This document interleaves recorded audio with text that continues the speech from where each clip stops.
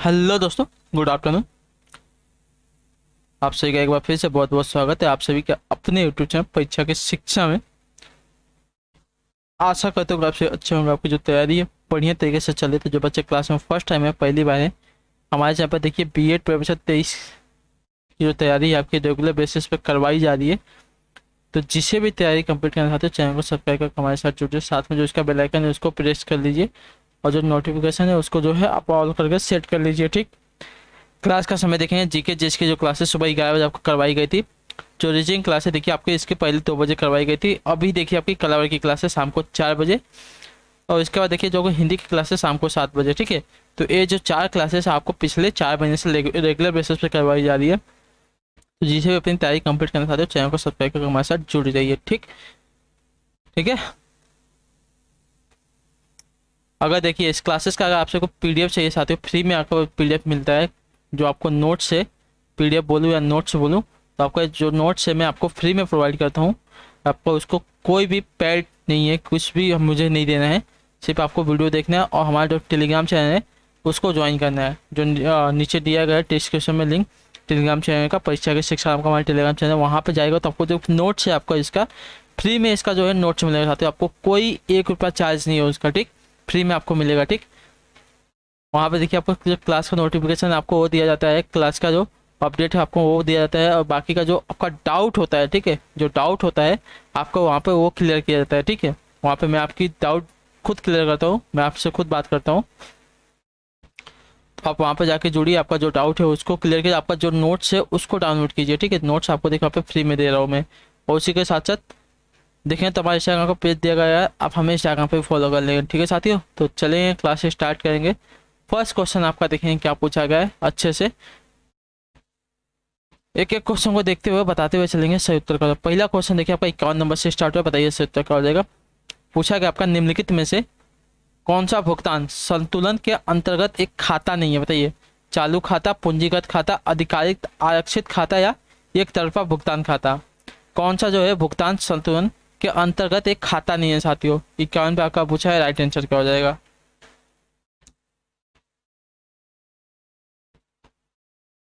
तो देखिए आपका हो जाएगा आधिकारिक आरक्षित खाता, जो आपका सी वाला विकल्प देगा आपका पास सही उत्तर। ठीक है, भुगतान संतुलन किसी देश तथा शेष दुनिया के बीच लेन देन का ब्यौरा होता है, यानी किसी समयावधि विशेष में अमुक देश ने बाकी दुनिया के साथ कितना लेन देन किया, इसका सार ही भुगतान संतुलन कहलाता है। यह अवधि आमतौर पर 1 साल की होती है। इसमें सौदों को दो मध्य पूंजी खाता तथा चालू खाते में रखा जाता है, और प्रमुख अर्थशास्त्री पीटी अल्सवर्थ के अनुसार भुगतान संतुलन किसी देश विशेष के नागरिकों तथा शेष विशेष के बीच हुए सारे लेन देन का विवरण है। आधिकारिक आरक्षित खाता भुगतान संतुलन के अंतर्गत नहीं आता। ठीक है, तो जो आपका सी वाला दिया गया है 51 पे आपका राइट आंसर हो जाएगा। क्लियर है, भुगतान संतुलन किसे कहते हैं, मैंने पूरा आपको एक्सप्लेन कर दिया है। ठीक, अगला प्रश्न देखें 52 नंबर है, ध्यान से देखिए क्या पूछेगा, बताइएगा सही उत्तर क्या हो जाएगा। निम्नलिखित का मिलान करना हमको। ठीक है, देखिए वैश्वीकरण दिया गया है।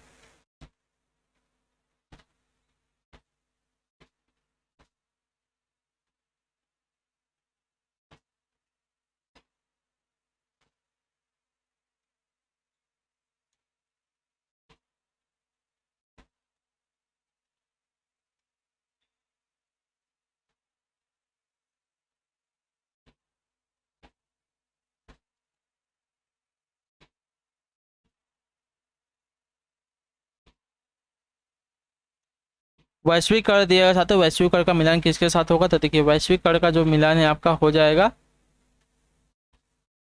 विराष्ट्रीयकरण या विदेश नीति। ठीक है, वैश्वीकरण क्या है, तो देखिए आपका जो सी वाला दिया गया आपको दिखेगा नहीं, मैं दिखा देता हूँ। विराष्ट्रीयकरण या विनिवेश कहलाता है। ठीक है, विराष्ट्रीयकरण या विनिवेश जो है आपका क्या कहलाता है, तो वैश्वीकरण कहलाता है। ठीक है, और आपका निजीकरण जो दिया गया है, निजीकरण क्या कहलाता है, देखिए अंतर्राष्ट्रीय व्यापार पर प्रतिबंध कम करना या हटाने की जो प्रक्रिया है उसको देखिए निजीकरण कहलाता है। और जो आपका उदारीकरण दिया गया, उदारीकरण क्या कहलाता है, तो विभिन्न देशों के लोगों, कंपनियों तथा सरकार के बीच अंतःक्रिया तथा एकीकरण की जो प्रक्रिया है उसको देखिए उदारीकरण कहते हैं। ठीक है, तो इसका चाहिए तो आप लोग 2 भाग में इसका स्क्रीनशॉट लीजिए। ठीक है, पहले यहाँ से यहाँ तक, पहले और दूसरा जो सामने सामने दिख रहा है इसका स्क्रीनशॉट ले लीजिए।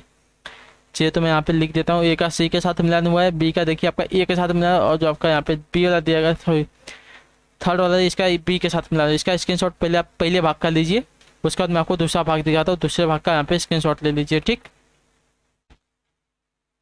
ठीक है, चलिए अगला क्वेश्चन देखिए 53 नंबर। क्या पूछा है, ध्यान से देखिए बताएंगे, इससे उत्तर क्या हो जाएगा।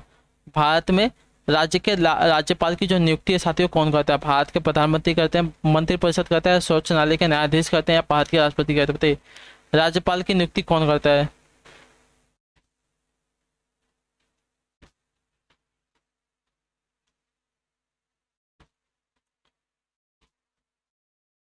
तो देखिए भारत के राष्ट्रपति कहते हैं। ठीक है, जो आपका डी वाला पिकअप दिया गया है 53 पे आपका राइट आंसर। ठीक है साथियों, संविधान के अनुच्छेद 155 के अनुसार राज्यपाल की जो नियुक्ति है राष्ट्रपति द्वारा प्रत्यक्ष रूप से की जाती है। ठीक है, किंतु वास्तव में राज्यपाल की जो नियुक्ति है राष्ट्रपति के द्वारा प्रधानमंत्री की सिफारिशों पर की जाती है, ये बात याद रखिएगा। ठीक, अगला प्रश्न देखेंगे 54 नंबर, ध्यान से बताएंगे सत्रह। उत्प्रेषणादेश या उत्प्रेषण को उत्प्रेषणादेश या उत्प्रेषण से क्या अभिप्राय है आपका। देखिए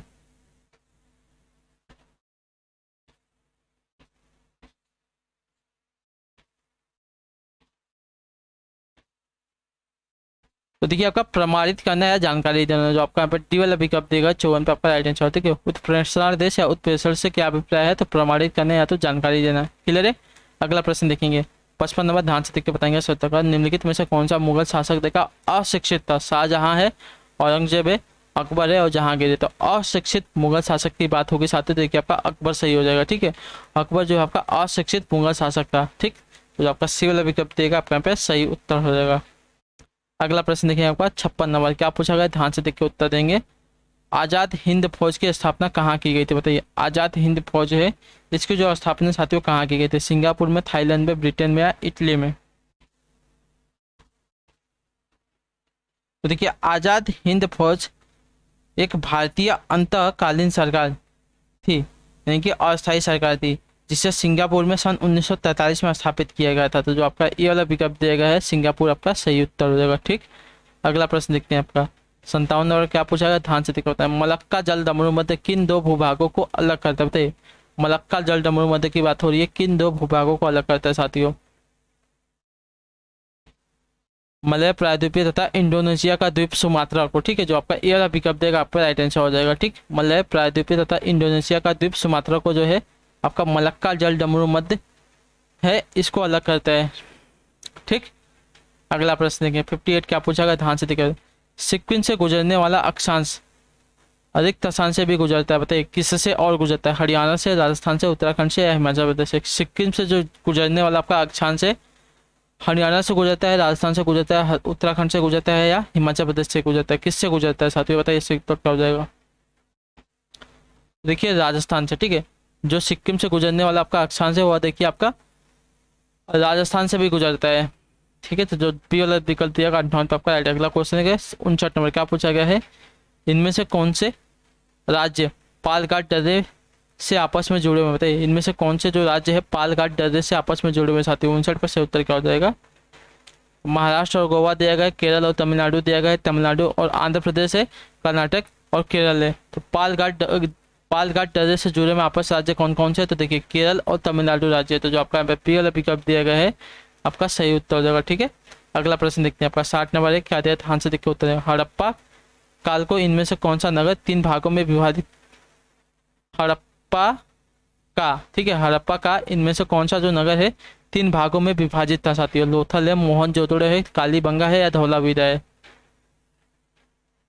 बताइए 60 पे से उत्तर क्या हो जाएगा, दीजिए उत्तर। सही उत्तर क्या है साथियों, तो देखिए धौलावीरा, जो आपका डी वाला भी दिया गया है आपका सही विकल्प है। ठीक है, हड़प्पा का जो आपका धौलावीरा नगर है 3 भागों में विभाजित था। ठीक, क्लियर है।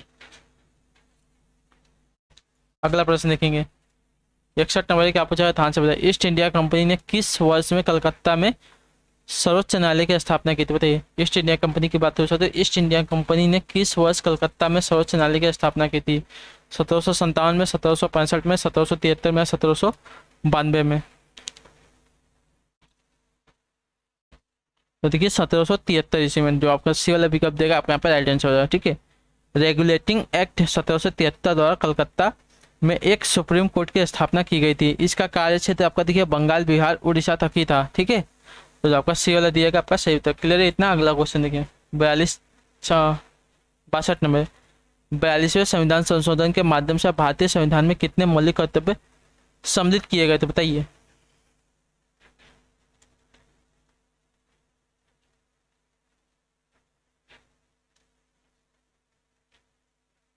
तो देखिए 11 जो आपका ये वाला दिएगा आपका यहाँ पे सही उत्तर। ठीक है साथियों, सही विकल्प हो जाएगा आपका। अगला क्वेश्चन देखेंगे 63 क्या पूछा गया है, ध्यान से देखो उत्तर देंगे। किस याचिका के अंतर्गत न्यायालय, अवर न्यायालय या किसी अन्य प्राधिकारी के समक्ष लंबित किसी मामले को उच्चतर प्राधिकारी या न्यायालय में स्थानांतरित करने का आदेश देता, बताइए। किस याचिका के अंतर्गत आता है साथियों ये, परमादेश के अंतर्गत या अधिकार परीक्षा के अंतर्गत या उत्प्रेषण के अंतर्गत या निषेध के अंतर्गत।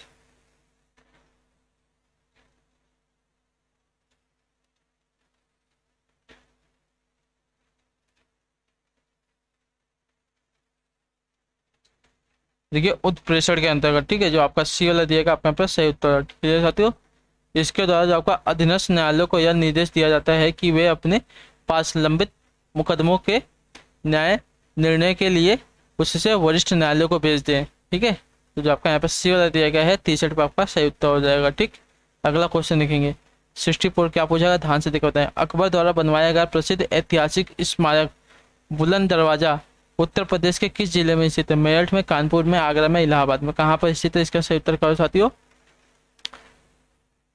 बुलंद दरवाजा आपका कहाँ पे स्थित है, तो देखिए बुलंद दरवाजा जो है आपका आगरा में स्थित है। जो आपका सी वाला दिया गया आपका पे राइट आंसर। ठीक है, बुलंद दरवाजा भारत के उत्तर प्रदेश राज्य के आगरा से 43 किलोमीटर दूर फतेहपुर सीकरी नामक स्थान पर स्थित है। ठीक है,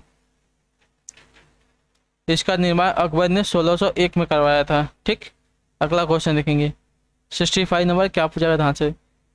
किस सिख गुरु की जो जयंती है गुरु पर्व त्योहार के रूप में मनाई जाती है, किस सिख गुरु की जो जयंती है साथियों गुरु पर्व त्योहार के रूप में मनाई जाती है, गुरु गोविंद सिंह की, गुरु तेग बहादुर की, गुरु अर्जुन देव की, गुरु नानक देव की, किसकी, देखिए गुरु नानक देव की। जो आपका डी वाला विकल्प देगा 65 पर आपका राइट आंसर। क्लियर साथियों, गुरु नानक देव जो है सिखों के प्रथम गुरु थे। आप ये तो सभी को पता है। इसके इनके अनुयायियों इन्हें देखिए गुरु नानक, बाबा नानक और नानक शाह नामों से संबोधित करते थे। गुरु नानक 20 अगस्त 1507 को सिखों के प्रथम गुरु बने थे। वे इस पद पर 22 सितंबर 1539 तक रहे।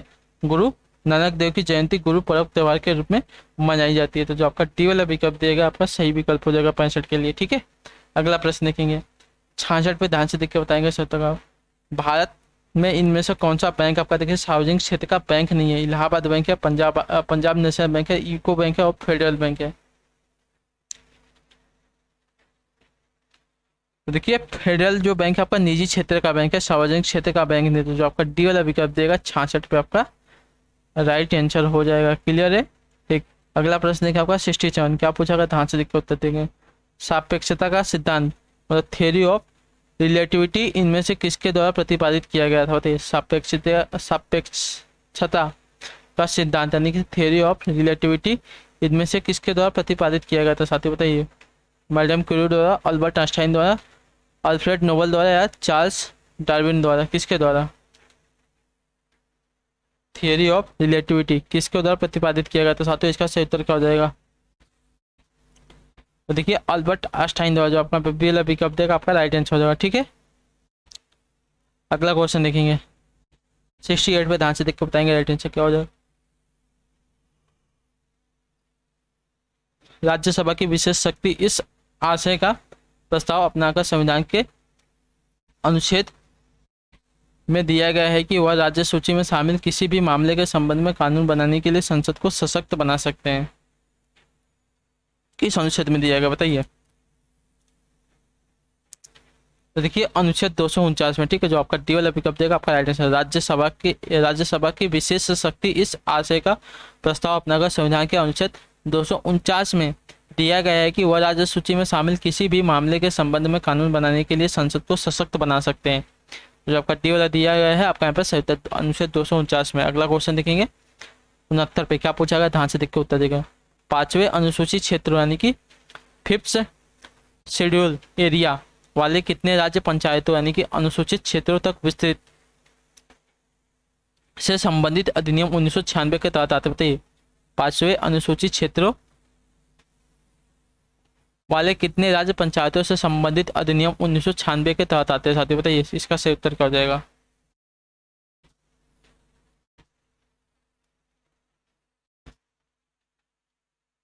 तो देखिए आपका उत्तर साथियों 10, जो आपका सी वाला दिएगा आपका पर राइट आंसर। 5वें अनुसूचित क्षेत्रों वाले कितने राज्य यानी, तो देखिए 10 राज्य जो है पंचायतों से संबंधित अधिनियम 1996 के तहत आते हैं, ठीक। अगला क्वेश्चन देखेंगे 70 पे, ध्यान से देख के बताएंगे इसका उत्तर क्या हो जाएगा। कौन सा अनुच्छेद किस अनुच्छेद के प्रावधानों के तहत लोकसभा और राज्यसभा की संयुक्त बैठक को राष्ट्रपति द्वारा बुलाया जा सकता है, बताइए। किस अनुच्छेद के प्रावधानों के तहत, इसका सही उत्तर क्या हो जाएगा साथियों। तो देखिए अनुच्छेद 108, ठीक है। अनुच्छेद 108 के प्रावधानों के तहत लोकसभा और राज्यसभा की संयुक्त बैठक को जो राष्ट्रपति है इसके द्वारा बुलाया जा सकता है। तो जो आपका सी वाला दिएगा 70 पे आपका राइट आंसर हो जाएगा, ठीक। अनुच्छेद 108 याद रखिएगा, ठीक। अगला देखेंगे क्या पूछा गया 71 नंबर। लोकसभा में मतदान करते समय टाई की स्थिति में किसके पास वोट डालने का अधिकार होता है, बताइए।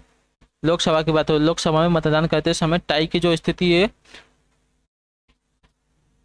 उस समय किसके पास वोट डालने का अधिकार होता है साथियों। प्रधानमंत्री के पास, स्पीकर के पास, राष्ट्रपति के पास या उपराष्ट्रपति के पास, किसके पास होता है।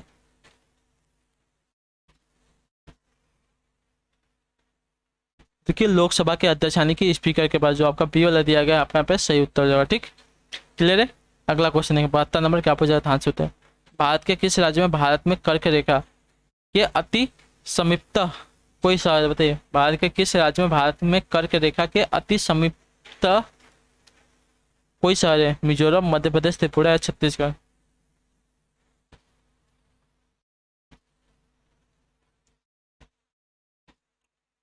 तो देखिए आपका उत्तर जाते हैं मध्य प्रदेश के, ठीक है। जो आपका बी वाला दिएगा आपके यहाँ पे राइट आंसर हो जाएगा, ठीक। क्लियर है।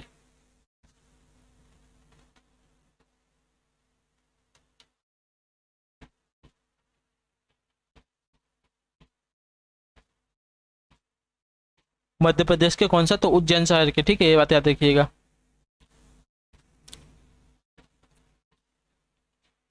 अगला क्वेश्चन देखिए एक बार 73, क्या पूछा गया, ध्यान से उत्तर देंगे। उस पड़ोसी राष्ट्र की पहचान करें जिसके साथ भारत अपनी सबसे लंबी सीमा साझा करता है। देखिए मैंने आपको शायद कल ही वाला क्वेश्चन कराया था, नेपाल के साथ, चीन के साथ, म्यांमार के साथ या बांग्लादेश के साथ। तो देखिए बांग्लादेश के साथ, जो आपका डी वाला पिकअप देगा आपका पे राइट आंसर। क्लियर साथियों।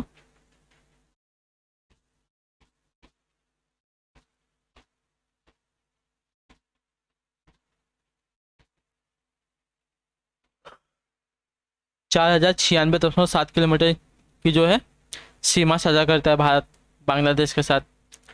क्लियर है। अगला क्वेश्चन देखेंगे आपका 74 नंबर, क्या पूछा, ध्यान से उत्तर देंगे। भारतीय प्रायद्वीपी कहाँ तक फैला हुआ है। अरब सागर तक, हिंद महासागर तक, हिमालय सागर तक या हिमालय तक या बंगाल की खाड़ी तक, कहाँ तक फैला है। भारतीय प्रायद्वीप कहाँ तक फैला है साथियों, इसका सही उत्तर क्या हो जाएगा। देखिए जो भारतीय प्रायद्वीप आपका हिंद महासागर तक फैला हुआ है, जो आपका बी वाला दिया गया आपका पास सही उत्तर हो जाएगा। क्लियर साथियों। अगला देख लीजिए 75 नंबर, ध्यान से देखिए बताएंगे सही उत्तर हो जाएगा। निम्नलिखित में से दुनिया की सबसे तंग घाटी कौन सी है, बताइए। Copper Canyon, Colca Canyon, Fisher River Canyon या द ग्रैंड कैनियन। दुनिया की सबसे तंग घाटी कौन सी साथियों, बताइए। तो देखिए दी ग्रैंड कैनियन, जो आपका डी वाला दिया गया है आपका राइट आंसर, दुनिया की सबसे तंग घाटी है, ठीक। अगला क्वेश्चन देखेंगे 76, क्या पूछा, ध्यान से देखिए उत्तर दीजिए। पूछा गया आपका निम्नलिखित में से कौन दुनिया का सबसे बड़ा नदी द्वीप है, बताइए। निम्नलिखित में से दुनिया का सबसे बड़ा नदी द्वीप कौन सा साथी, बताइए। दीवार द्वीप गोवा वाला, पीवल द्वीप तमिलनाडु वाला, मुनेरो द्वीप केरल वाला या माजुली जो है असम वाला।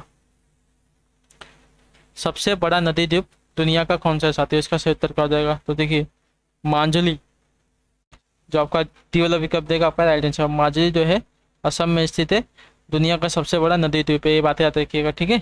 अगला क्वेश्चन देखेंगे 77 क्या पूछा, ध्यान से देख के बताएंगे। स्वतंत्रता सेनानियों भगत सिंह, सुखदेव और राजगुरु को किस वर्ष में फांसी की सजा दी गई थी बताइए। 1929 में, 1931 में, 1934 में, 1939 में।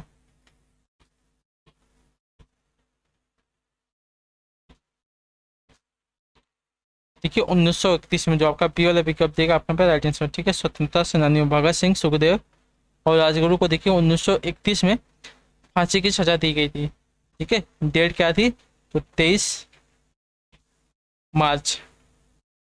ठीक है, अगला क्वेश्चन देखेंगे। 78 नंबर क्या पूछा गया, ध्यान से देखकर बताएंगे। किसमें ब्रिटिश सरकार ने भारत में सरकार की संरचना में सुधारों की घोषणा की, जिन्हें मार्ले मिंटो सुधार के रूप में जाना जाता है। किस वर्ष की बात हो रही है साथी बताइए। किस वर्ष में ब्रिटिश सरकार ने भारत में सरकार की संरचना में कुछ सुधारों की घोषणा की, जिन्हें मार्ले मिंटो सुधार के रूप में जाना जाता था। तो वर्ष 1909 में। ठीक है, बहुत ही इंपॉर्टेंट है, इतना याद रखिएगा। ठीक है, क्लियर है। 1909 में ब्रिटिश सरकार ने भारत में सरकार की संरचनाओं में सुधारों की घोषणा की, जिन्हें मार्ले मिंटो सुधार के रूप में जाना जाता है। ठीक है, अगला क्वेश्चन देखेंगे। 79 पर ध्यान से देख के बताएंगे। उत्तर प्रदेश राज्य में किस शहर को पीतल के बर्तन और हस्तशिल्प के लिए प्रसिद्ध है। उत्तर प्रदेश का कौन सा जो शहर है पीतल के बर्तन और हस्तशिल्प के लिए प्रसिद्ध है साथियों। सहारनपुर है, मुरादाबाद है, आगरा है या लखनऊ है। देखिए मुरादाबाद, जो आपका यहाँ पे पी एल दिएगा आपका पर आइडेंटिटी। ठीक है, उत्तर प्रदेश का जो मुरादाबाद शहर है पीतल के बर्तन और हस्तशिल्प के लिए प्रसिद्ध है। तो जो आपका पी एल विकल्प दिएगा 79 पे आपका आइडेंटिटी हो जाएगा। क्लियर है। ठीक है, अगला क्वेश्चन 80 नंबर ध्यान से देखिए होगा, आखिरी क्वेश्चन बताइएगा सही उत्तर क्या हो जाएगा। वर्ष किस में कोलकाता के पास हुगली नदी पर रिसड़ा में पहली जूट मिल स्थापित की गई थी बताइए। किस वर्ष में कोलकाता के पास हुगली नदी पर और रिसड़ा में पहली जूट मिल स्थापित की गई थी साथियों। वर्ष 1847 में, 1855 में, 1859 में या 1900 में। तो देखिए 1859 में। ठीक है, जो आपका सी वाला दिएगा आपका राइट आंसर। वर्ष 1859 में कोलकाता के पास हुगली नदी पर रिसड़ा में आपकी पहली जो है जूट मिल स्थापित की गई थी। ठीक है, तो वर्ष याद रखिएगा 1859 में। क्लियर साथी। तो इसी के साथ जो आपके यहाँ पे कला की क्लास आज की कंप्लीट होती है। आई होप कि जो आपको क्लास अच्छी लगे, आपका कोई भी डाउट हो किसी भी क्वेश्चन में हमें कमेंट करके पूछेगा, उसका आंसर आपको जरूर दिया जाएगा। बाकी आप सबको क्लास कैसी लगी कमेंट करके बताइए। क्लास जो है पहली बार आए क्लास में तो क्लास को लाइक करके चैनल को सब्सक्राइब करके जाएगा। हम आपसे मिलेंगे आपकी अगली क्लास में, तब तक के लिए टाटा बाय बाय, जय हिंद, जय भारत। आपसे क्लास से जुड़ने के लिए बहुत बहुत धन्यवाद साथियों।